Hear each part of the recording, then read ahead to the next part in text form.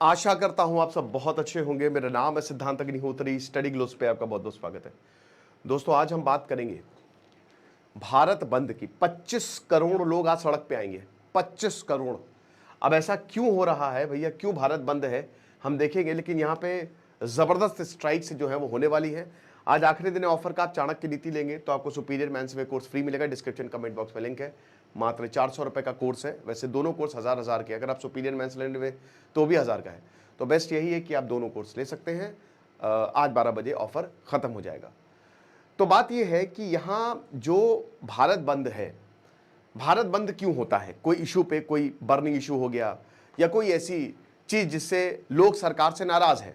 और यहाँ पे हमको एक नहीं बहुत सारी ऐसी चीजें देखने को मिल रही हैं जिस पे लोग भारत सरकार से नाराज हैं। आचार्य चाणक्य ने यही बोला था कि भैया अगर जो राजा है वो जनता के हिसाब से ना चले तो भैया जनता फिर गुस्सा जाती है। और इस तरीके के रेवोल्यूशन को आचार्य चाणक्य बिल्कुल जायज बताते हैं। लेकिन क्या वाकई में ऐसी बात है? चलिए देखते हैं। तो 25 करोड़ वर्कर्स है ये, ठीक है, जो काम करते हैं। तो 25 करोड़ वर्कर्स जो हैं की गवर्नमेंट सेक्टर्स से, अब यहां पे सरकारी सेक्टर्स भी शामिल है। वो क्या करेंगे? वो प्रोटेस्ट करेंगे। बताते हैं कि जो सेंटर का एंटी वर्कर, मतलब जो काम करते हैं उनको तो आप कुछ देते नहीं, एंटी फार्मर जो किसान है उनको आप कुछ नहीं देते, और कॉर्पोरेट को भर भर के चीजें दिए जा रहे हैं। तो pro corporate, anti worker, anti farmer जो है वो प्रोटेस्ट है। तो जनरल स्ट्राइक या फिर भारत बंद जो है वो आज होगी। और 10 सेंट्रल ट्रेड यूनियंस पूरे किसी भी देश को हिला के रख सकते हैं। अब इसमें सपोर्ट मिलेगा किसानों का भी और रूरल वर्कर ग्रुप्स। तो यानी कि लगभग पूरा भारत ही आ गया जो काम कर रहा है। तो मेजर डिसरप्शंस हो सकते हैं भाई। हो सकता है कि बैंक में थोड़ी दिक्कत हो, postal operation, India post, transport और पावर सप्लाई, इन सब में दिक्कत हो सकती है। क्या क्या इफेक्ट हो सकता है? एक तो बैंकिंग और इंश्योरेंस सर्विसेज, फिर उसके बाद पोस्टल ऑपरेशंस, फिर उसके बाद coal mining and industrial production, फिर जो स्टेट रन पब्लिक ट्रांसपोर्ट है, ट्रेन्स नहीं, ठीक है, लेकिन जो बसेस हैं या फिर जो भी सरकारी ट्रांसपोर्ट अवेलेबल है, फिर उसके बाद सरकारी ऑफिसेज और पब्लिक सेक्टर यूनिट्स, फिर रैलीज भी होंगी गांव में, रूरल। अब क्या क्या ओपन होगा? स्कूल कॉलेजेस ओपन रहेंगे। भैया क्या बताएं, स्कूल जब भी इस तरीके से ओपन रहते कि हमने क्या गुनाह किया है। प्राइवेट ऑफिसेज ओपन रहेंगे और ट्रेन सर्विसेज जो है डिलेज हो सकते हैं क्योंकि ट्रैक पे लोग आ सकते हैं, बट ये चलेंगी, कोई दिक्कत नहीं है। अब 10 पॉइंट में हम एक एक चीज बताते हैं। तो सबसे पहली बात, ये सारी ट्रेड यूनियंस जो है वो इसमें पार्ट ले रही है। तो इसमें INTUC, AITUC, CITU, HMS सेवा, AIUTUC, AICCTU, ये सब टोटल 10 है। और ये एक साथ आए हैं और यही बोल रहे हैं कि जो इकोनॉमिक पॉलिसी और लेबर लॉज है जो सरकार लेके आई थी। देखिए, भारत में लेबर लॉज वैसे भी बहुत कंफ्यूजिंग है। 500 से ऊपर बहुत लेबर लॉज है भाई, परेशान हो जाएंगे आप। तो सरकार चाह रही है कि उसको एक, मतलब जितना हो सके फालतू चीजों को हटाओ और एक यूनिफाइड लेबर लॉ बनाओ। सरकार की कोशिश है, केंद्र सरकार की भी, राज्य सरकार की भी। तो यहाँ पे बहुत सारी ऐसी चीजें हैं जो ट्रेड यूनियंस को पसंद नहीं आ रही है। अब इसमें 25 करोड़ जो है, इसमें ऑर्गेनाइज्ड और अनऑर्गेनाइज्ड दोनों ही जो है वो पार्ट लेने वाले हैं। साथ ही साथ सरकारी जॉब का क्या होगा? हमको ज्यादा सरकारी जॉब चाहिए, ये बात बिल्कुल सच है दोस्तों। और मैं इसका बिल्कुल मुखालिफत करता हूं कि सरकारी जॉब्स क्यों नहीं निकालती है सरकार।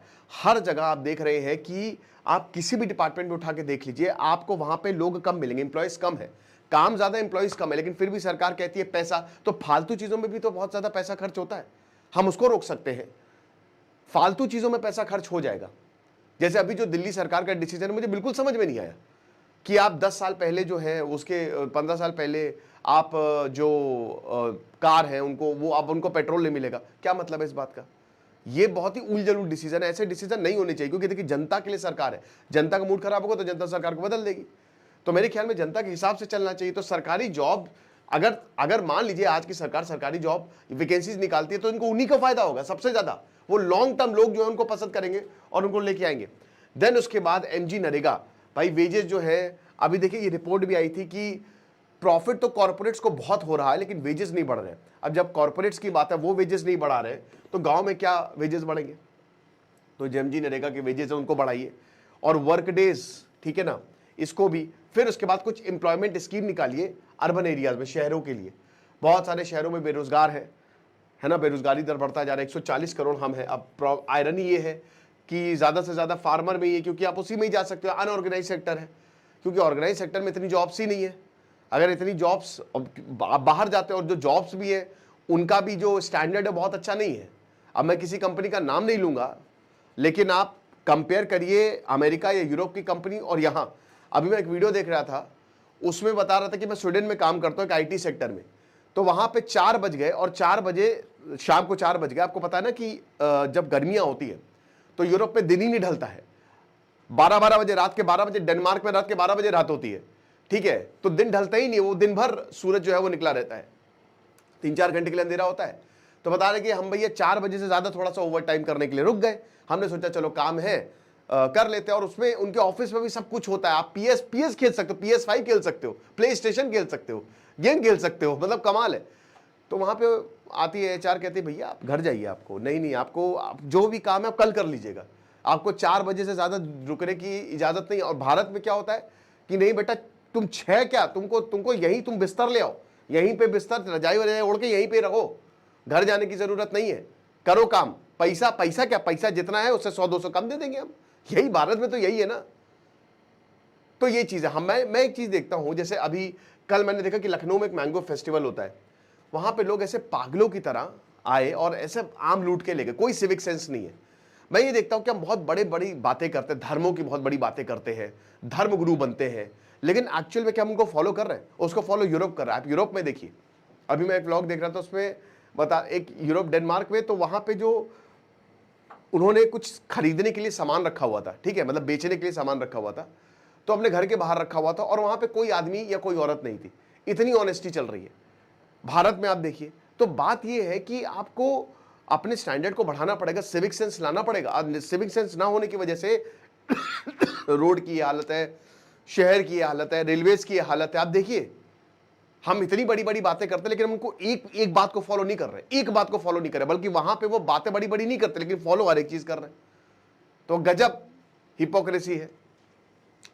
फिर उसके बाद जो नए लेबर कोड्स हैं जो बताते हैं कि ये वर्कर राइट्स को जो है वो बहुत ज्यादा वीक करेंगे, इसमें वर्किंग आवर्स बढ़ेंगे, और इसमें जो है वो बड़ा मुश्किल होगा यूनियंस के लिए और स्ट्राइक पे नहीं। क्योंकि देखिए, जो नए लेबर लॉज है, बहुत सारे लेबर लॉज आए थे 2020 में, आज से 5 साल पहले, तो उसमें यह था कि आप उसमें सिक्योरिटी भी थी, कुछ अच्छी बातें भी थी। देखिए, मेरे हिसाब से एक मिडिल पाथ होता है, ठीक है। बुद्धिज्म कहते थे ना कि ना एक्सट्रीम जाओ, बहुत ज्यादा कट्टर भी ना हो, बहुत ज्यादा कमजोर भी ना हो, मिडिल पाथ लो जो तुमको सूट करे। तो यहां कुछ बातें आप माने, कुछ बातें वो माने। ऐसा नहीं कि लेबर लॉज में सारी बातें खराब थी, लेबर लॉज में कुछ चीजें बहुत अच्छी भी थी, लेकिन कुछ चीजें भाई अब सही समझ में नहीं आई। तो उसमें जो है फिर वही है कि ये तो गड़बड़ है।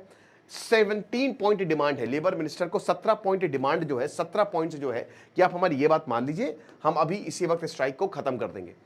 अब स्टॉक मार्केट जो है वो वैसे ही फंक्शन करेगा, उसमें कोई, हालांकि देखिए सैटरडे संडे तो स्टॉक मार्केट बंद रहता है, तो वो तो अभी तो सैटरडे संडे है नहीं, आज तो है वेंसडे, तो कोई प्रॉब्लम नहीं। स्कूल कॉलेजेस गवर्नमेंट ऑफिसर, यार वही दिक्कत है ना, ये बंद नहीं होंगे। स्कूल बंद हो जाते तो मजा ही आ जाती, क्यों।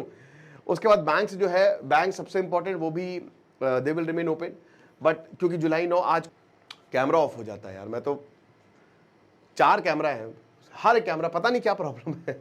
एनीवे, तो बैंकिंग वर्कर्स जो है वो स्ट्राइक्स को ज्वाइन कर सकते हैं, ठीक है ना।